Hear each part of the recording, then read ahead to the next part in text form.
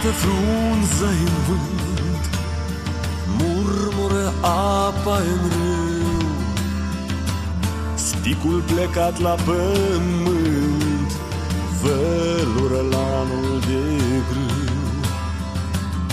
Fiul codrului sunt, liber ca pasărea-n zbor, doina haiducului cânt, pline de jale și dor. Pușca-i logodnica mea, murgul e fratele meu, viața în codru e grea, traiul haiducului greu. Puneți pistoalele-n brâu, boierul la târg a pornit, Sloboader măsarul din frâu, răsplata prin noi a venit. Și cum îmi place să dorm noaptea-n pădure la foc, stăm împreună cu toți, visul lângă izvor.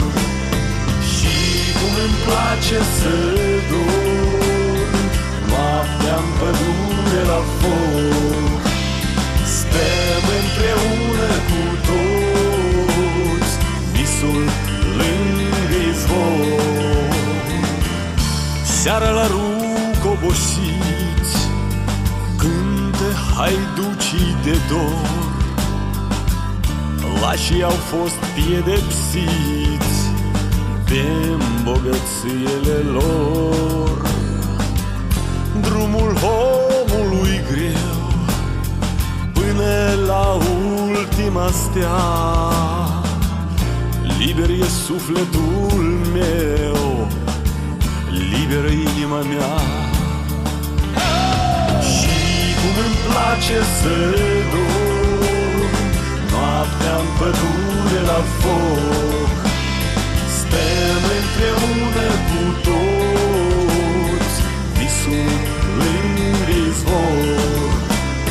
Și cum îmi place să dorm noaptea-n pădure la foc, stăm împreună cu toți, visul lângă.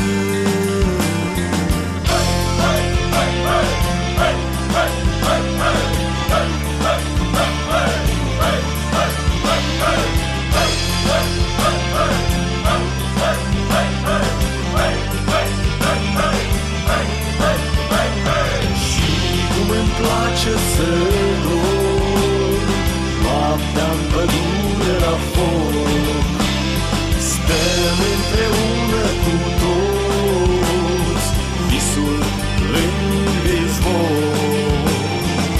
Și cum îmi place să dorm noaptea-n pădure la foc, stăm împreună cu toți, visul lângă izvor. Și cum îmi place să dorm noaptea-n pădure la foc, stăm împreună cu toți, visul lângă izvor.